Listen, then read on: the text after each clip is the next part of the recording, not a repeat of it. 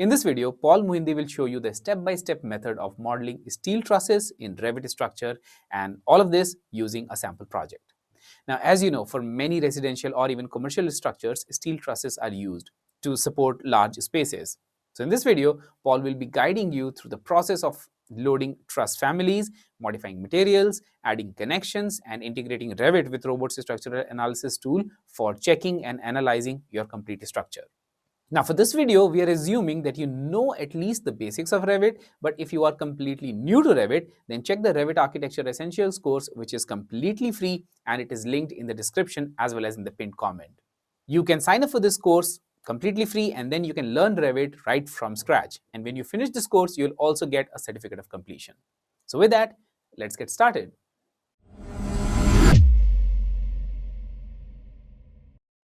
So I'm assuming you already know how to use Revit. If you don't know, kindly check down in the description. I've linked a completely free course that you can use to understand how to use Revit. Not only free, I have also premium courses that you can use to understand Revit. So in this case, we'll be using the Autodesk 2024, and I'll just start a new model. So I'll go to new, and I'll be using the architectural template because it has everything, and then I'll click on OK. If you don't understand what I mean that it has everything, kindly make sure you check out the course. So I'll first come up with my grid lines. I'll use line, and I'll just start my first grid line from this point here, and then I'll make sure to check this icon here, and then I'll just do an offset of 6 meters, something of the sort from this point here, or I can just simply hit on escape, and then I'll just use an offset of 0 instead of anything. So then I'll use a distance of 6 meters. So I'm just using the one that we usually have with Revit for tracking. Then I'll place that one, and then I'll create the second one from that point to this point, place it there. And then for the next grid line system, so on this side, I'll just click in here, change it to A, capital, then check this box. And then for the next one, this one will be 5 meters over there, click there, check that. Another 5 meters there, click there, check that. So I'll just simply move this using this grip, place it there. So right now we have level 0 and we have level 1. So if I double click and if I open my elevations from this side, let's say I open the northern elevation, I can clearly see that the distance between level 0 and level 1 is 4 meters or 4,000 millimeters for my case. So I'll just simply maximize this, and then I'll change the height to 6 meters, just like that. So having done that, the next thing that I wanted to do is just to place my columns. So to place our columns is quite simple. I just simply go to structure, and then under structure, I'll just click on column, and under column, I'll load a specific column. So I'll click on edit type, click on load, then I'll just simply navigate to where we have these items. So for my case, I have it under the local folder where disk where I've saved my software. So Revit 2024 contents library English UK, and then I'll just simply search for structural columns. So this is a folder. Then I'll use steel, and then I'll just simply use the British standard, so the universal column UC. Then I'll click on open. Then I'll just simply go with the first option, 152 by 152 by 23 millimeters gauge. I'll click on OK. I'll overwrite the existing one that I have here. Then I'll click on OK. Then all I have to do is just click at grids, open my grid, my dash window like so. Then hit on my spacebar just to change the orientation. Then click on OK. So we are just in the process of coming up with our structure so that we can place our truss. So I'll just click my 3D so that we can see how our building is coming up so far. So right now we have our columns, and I want to have these two windows side by side. So I'll hit on WT on my keyboard. I want this one on the other side. So I'll activate that one and then have it side by side like so. So after doing this, all we have to do is just bring in our truss. So to bring our truss, the good thing about Revit, it usually has a family. So I'll just navigate to the structure tab, and under the structure tab, we have the structure panel where I'll find this option of truss. Once I select on it, this window will be shown because I have no structure trusses family loaded to this project. So to load on is quite easy. I'll just click on yes, and then I'll just simply navigate to the specific folder where we have trusses. So I'm clicking on this icon to go one step back at a time, and they're usually found under structure truss. So structural trusses. So here it is. And from here, we have so many options. And to view them, while you're still here, just simply navigate to view, click on thumbnails, and you can be able to visualize the various kind of trusses that we have.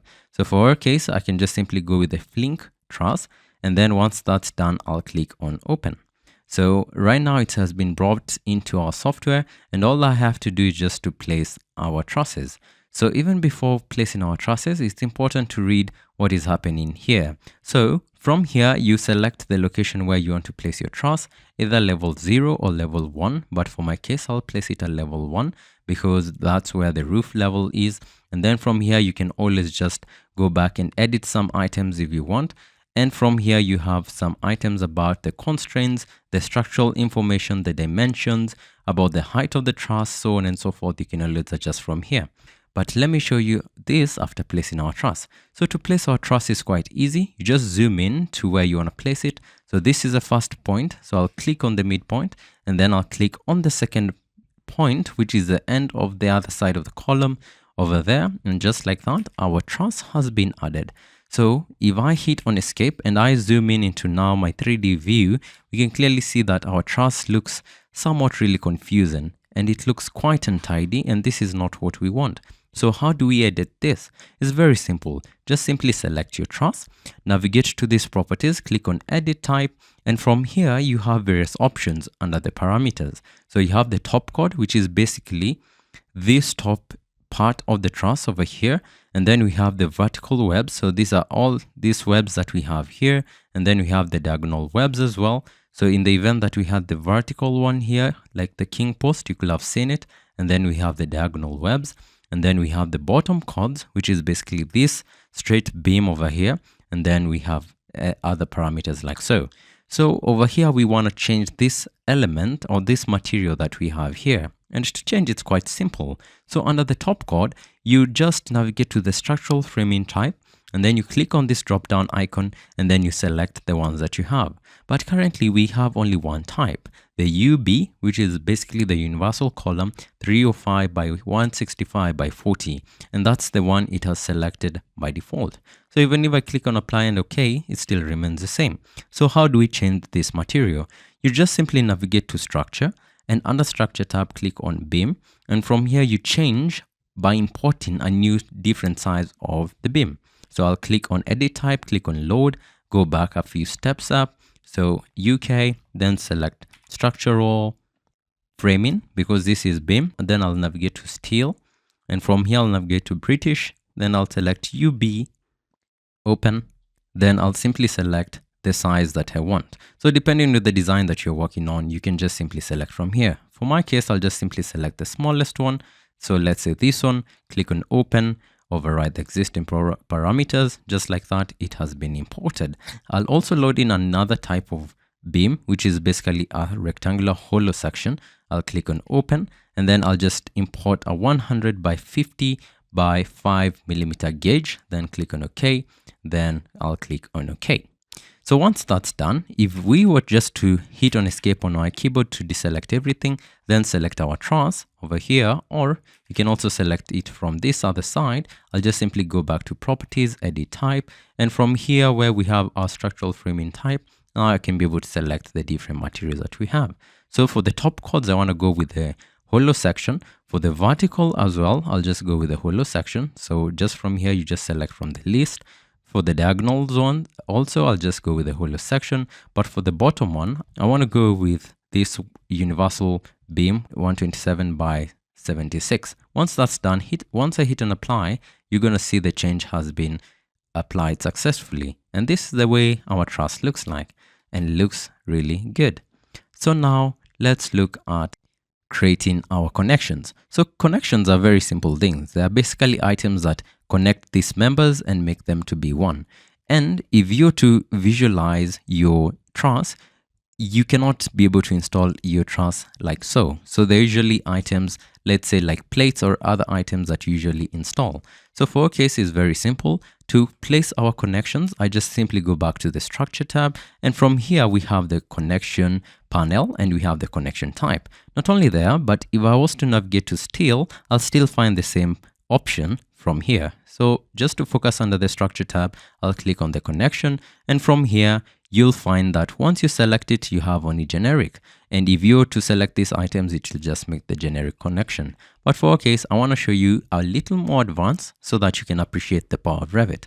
So I'll hit on escape, I'll go back to structure tab, and this time I'll click on this pop-up icon to bring in the connection settings, and from here it might take a few seconds to load, but from here we'll be able to select the various connection types that we have. So you can select either you're working with beam end to end, column beam, general bracing, and etc. So for our case, I want to bring in every single thing.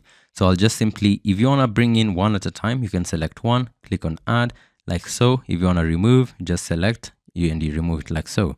So for our case, I want to bring everything. So I'll select the first one, use my scroll option down here, hold down my shift key, select everything, then click on add, and everything will be brought into our project. If you want to go through the parameters, you can always add here about the approval statuses, but for our case, we're not going to be focusing on that for now. So I'll click on OK.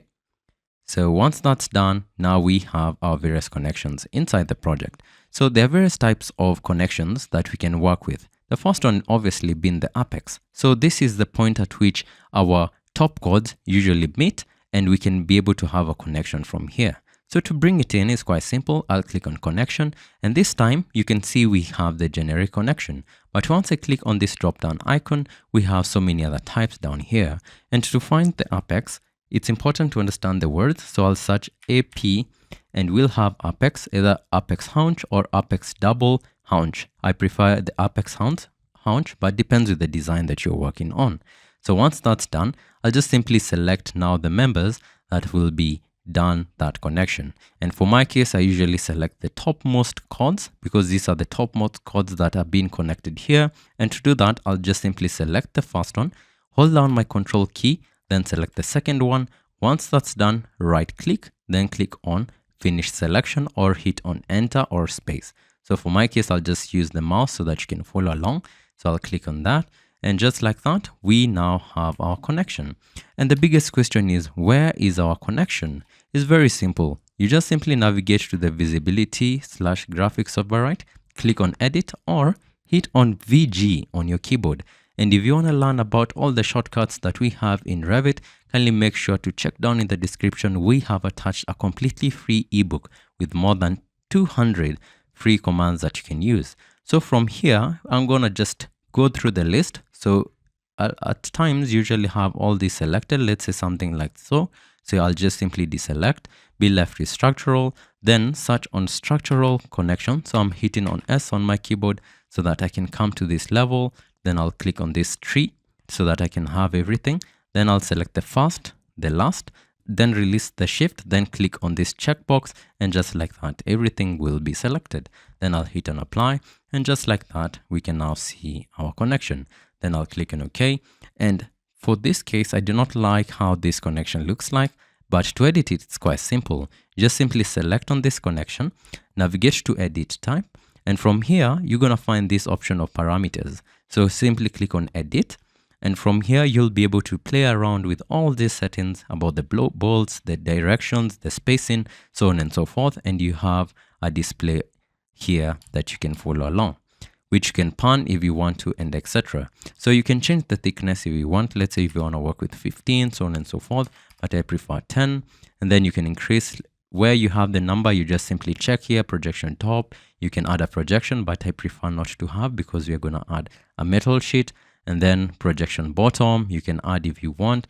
Let's say we add 50, and if you want to add, let's say to the left, maybe a distance so that we can have some space for this bolting. Let's say add 50, and you can see it in real time that it's been added 50 millimeters for my case, and that's the way it looks like. Let's just add a projection bottom, let's say to 100, click away, and right now the bolts are fitting in really well. From there, I can change the haunch. So this is the haunch that we have here. I can change the material if I had an option to change here. But for my case, I will just leave it as as is to use the same with the rafter. But if you wanted to change it, you can just simply uncheck on this, then click on this drop down, and then you can be able to load the specific item that you want to use. So from here, you can select the specific options that you want to work with. But for my case, I'll just use the same with the rafter to standardize each and every single thing. Then you can go through all these other options and make sure if you're using metric, use the XOXO. And if you don't understand where all these items they usually come from, they're usually found in reference to Eurocode 3, which is basically Eurocode 1993. You can change the bolt diameter, let's say to a standard size, 16 mm, something of the sort. You can even change the spacing. Let's say this is 2 here. So we can add this, let's say to 80 mm, click away, and that spacing is now feasible to install at the site. So once you're done with all these things, you can even change here if you want a tapered, if you want to W plus WN, you can always change from here as well as the grade of the steel. You can also create the groups of the bolts, the stiffeners, you can add them. The welds you can specify from here if you want to add welds, let's say around the plate area, and you can define the type of weld that you're going to be using. For my case, I won't be going through all this other information, but you can always check on all this information, especially when you're working on your design for production. So I'll click on OK, and just like that, hit on apply, then hit on OK, and just like that, it has been updated on our project. So this shows the Apex connection. What about this type of connection? Over here, we have a gus connection. So we have one bottom chord and 2 diagonals, and to bring it in is quite simple. Just simply navigate to connection, click on connection, search over here. So it's a gusset connection. So we want 2. If you want to make it easy, just hit on 2 on your keyboard and it will bring the items that you want. So for our case, we can either go with this one. So I'll select this one. I'll select this bottom one first, then select this, then that. Then once done, right click, finish. So for now, we can clearly see that it has come in really well. But in the event that this connection had not come in, you can just click on this make primary. So like so, and you can just be able to rotate and see which is the right position to bring in your specific base plate or your goose connection. So this is the way you just simply rotate around. And if I was just to orbit, I'm just holding down my Shift key and my center wheel mouse button, we can clearly see how beautiful it looks like. And to create similar is very simple. Just simply select on it. You can use this option to create similar, or hit on CS on your keyboard to create the similar connection, and then select where you want to place it. So you can place it here. So I'll select the bottom one here, then hold down my control, then select the next one, right click, finish, just like that, it's finished. There are other options that you can use here. Let's say over here, you can also use the same. So I'll select this, CS, select the bottom one, select the top one, like so, right click, finish. And that's the way you place it. So for this one is basically a V connection. So to bring it in is quite simple. Just simply go to connection. Then from here, just search a triangle. So triangle. And for a triangle, we have the gusset plate triangle at one diagonal, because we have only one diagonal and one horizontal. I'll select the horizontal, then the diagonal, then right click, then finish. And just like that, it has been brought in. If I wanted to edit, it's very simple. Select on it, edit type, and then modify, as I've already shown you. Over here is still the same. So I'll select this, CS, select the horizontal, then the diagonals, then right click, then finish selection, just like that. That's very fast. So once you're satisfied with everything, you can now also place the connection for your columns. And to do that is quite simple. I just simply go back to connection. And from here, I'm just going to search base plate, because this one's a base plate. Select on base plate, let's say this one, then select on the column here, then hit on enter. And just like that, it has been added. And to propagate for all the rest, I just simply hit on escape, make sure everything is deselected. I'll select this, then I'll right click, then I'll simply navigate to propagate connection, this option here. And just like that, all the columns that we have in the project will now be given this type of connection. And something that I want to caution you about, if you try to use the same command for this one, it usually misbehaves much of the time. So if I try to propagate, it's going to add other places that do not need that specific type of connection. So you have to be very careful when working with this type of connections. So let's just finish installing each and everything. I'll try to speed up over here. So just select this, click on CS to create similar, select bottom, top, enter. So for this one, just simply go back to connection, and this one just search for 3. So this one is basically a tube because we have a tube. So tube connection, select on the top chord, then select on these other members, diagonals, right click, finish. So we still have the warning, but remember, just click on this circles or these dots over here, just play around so we can see that it's coming up. Click again, and just like that, it has been added. Then I'll hit on CS to create similar, then click on the top, but you can always play around. You can start with the diagonals, then the top, then right click, finish. If not working, click on these circles, on these dots, just to move them along. So they're basically like rotating or moving around, just like that, it will be finished. And over here, we have 1 diagonal. So just go back to connection, search for 1. So sometimes is 1 the number, sometimes is 1 the numerical, top, the other, right click, finish. So click on this. This one is not working, still selected because this is triangle. Make sure not to select the one that is not triangle, just like that, and it has been applied. All you have to do, select on it, CS, select the top, hold down Control, finish, CS, select the top, hold down Control, finish, and do the same for the rest. And just like that, now we have our connections set on our truss. So that's the way we simply do it. And even if you wanted to bring in our pad footings for these specific columns, it's quite easy. All I have to do is just go to isolated foundation, load one, click on yes, go back to where we have these structural foundations. So S for S, the structural area, then just search for the foundations over here. So we have pad, rectangular, click on OK, the first option, click on OK. And for this is quite easy, just click on columns, open your dash window, then click on finish. And if I zoom in, I can clearly see that our pads have come in and they look really well as our truss looks really well. So now let's bring in our purlin. So I'll just select my working area. So make sure you're having your working area here. Then I'll click on OK. And once that's done, I just need to draw my beam. So I'll select beam.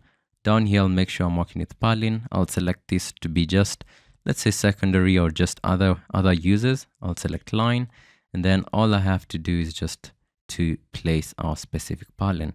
So to place it, I can just place it, let's say, somewhere around here, because this is where we had created our specific reference area. Then I'll just jump to north. And from here, I cannot see it, but if I select here, then just move back here, I can be able to find it. All I have to do is change the justification. So under justification, click on justification points, click on this bottom center, just like that, and it will be moved to the top. Then all I have to do is just to move it.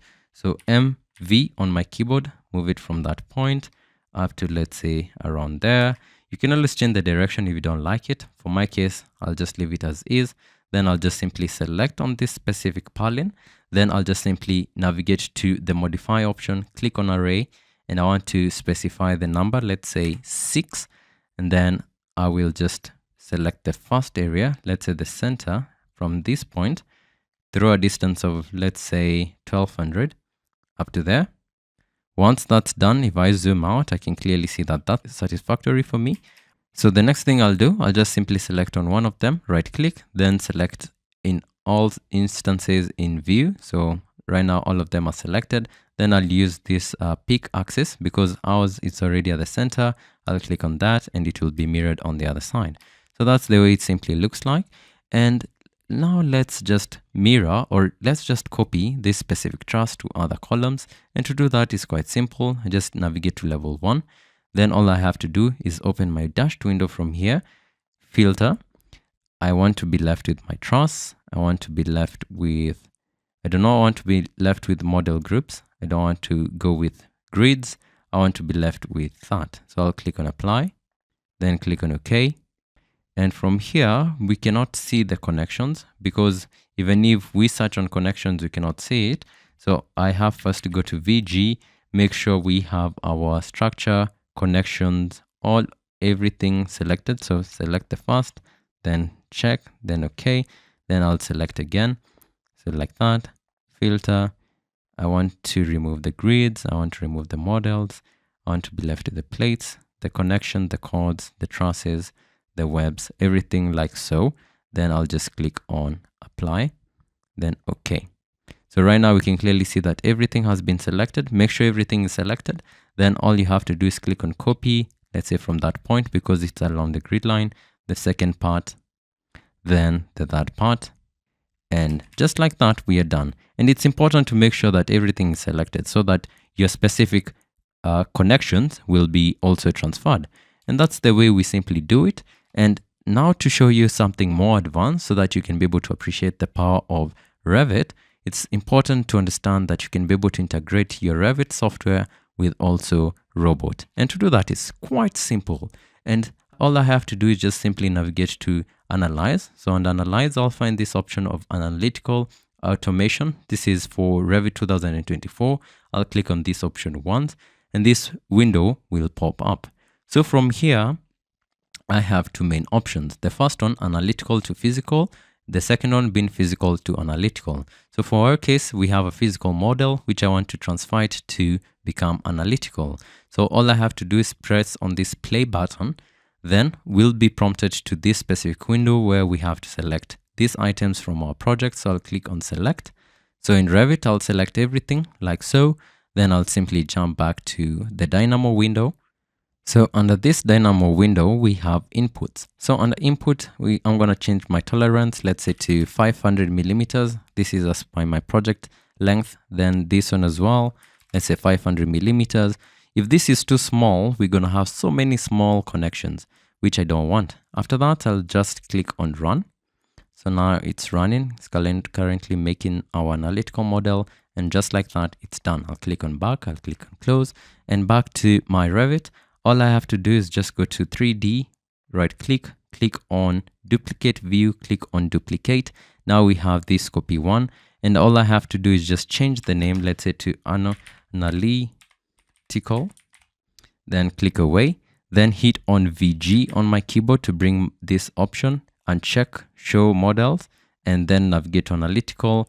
And then check the links, check the members, check the nodes, check all that you want, let's say each and everything, then click on apply, then click on OK. And that's the way our analytical model looks like. It's just simply made from the 3D, and it has the connection to our specific members in the 3D. So what I mean, if I was just to move this tab on this other side, and then I click on this specific member, let's say the purlin, I can say highlight selection, and just like that, you can see that it's highlighted. And that's the way we simply create our analytical model. And just to send it to robot, I'll just click on this robot, click on create this robot structural analysis link, click on once. I have to make sure that I'm under analytical tab, then click on send model, direct integration, then simply click on OK. So for my case, because I have the RSA software already installed, if you don't know how to use RSA, kindly make sure to check down in the description. We have linked a completely free course on RSA that you can be able to use and understand and follow up. So just like that, now we have our model sent to RSA. If I wanted to see my section shapes, I click on that, and that's the way they look like. And if I want to do the calculation, I'll just click on calculate. Because I've not specified anything, I'll just have many errors and warnings, but I'll just hit an escape, and that's the way it looks like. And if I want to just have my connection, I'll just go to geometry, go to steel design, go to connections, and from here I can just simply create a connection for each and everything by selecting everything like so. By opening my dash window, I'll click on this new connection for selected members once, and once that's done, every single connection will be created.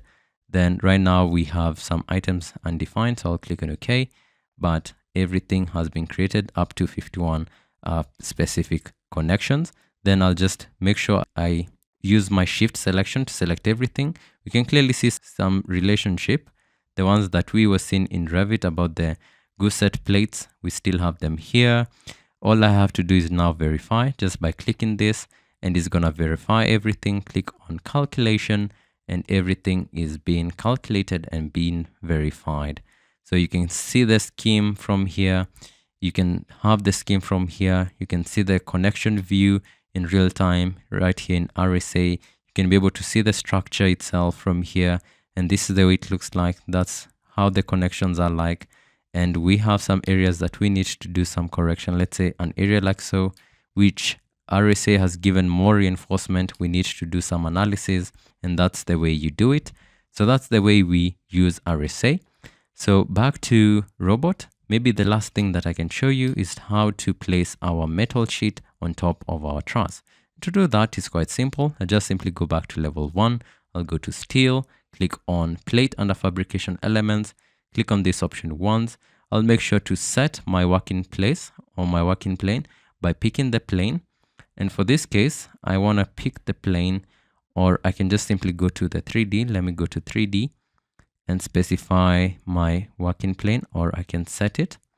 I can set my working plane using this purlin area. And all I have to do is just to draw my rectangle. So I'll draw from level 1 to make it easier. Let's say from this area up to around here. And then I'll go back to 3D, see how it looks like. It looks good. Then click on check. And just like that, now we have our plate or our roofing material on top of our purlins. But obviously it's not exactly where we want it because it's at the bottom like so. So I'll use a line AL, click on top of the purlin there, then at the bottom of the plate like so. And that's the way it looks like. It looks really, really good. So yeah, that's the way we do it. If you want more modification or more beautification, you can always do that by just simply going back to level 1. If you want to place your mass, you click on your topo solid, you just create what you want, you specify exactly what you want. Let's say we want to work with alsfat. I'll specify the height offset, let's say to be 150, negative 150 from this area here up to there. Click on check. And that's the way it looks like. Looks really, really good. If I want to place my dimensions from here, I just simply navigate to this view, and then I just simply go to annotate tab. Once I click on annotate, I click on aligned. Then I click on the center area, let's say from that point, and then I can click on this center part of the grid there and there. Then first place the overall dimensions up here, click on there. So if I want to show my purlins, I just go to aligned, then I select, let's say, the center of the purlin, the first one, the second one. So I'm making sure that all of them are being selected like so. And that's the way we create our dimensions like so, like that. And it's quite easy to create all these items. And if you want to place them in a sheet, it's still quite easy. Just navigate to sheet, right click, click on new sheet, select the one that you want, click on OK. And all I have to do is just to drag and drop. Let's say the north view, the one that we are working on. I'll just drag it, drop it there. Now we have it. Let's say the 3D, I'll just drag it. Then I'll just simply drop it there. Let's say I want to bring in level 1 where we have the truss, drag it, then simply drop it there. So that's the way we simply do it. It's quite simple and easy to place our sheets and also our dimensions, and to be able to represent all the information that is required. So that was our steel truss project in Revit. Let me know which topic you want us to cover in the next video, and I'll see you in the next one.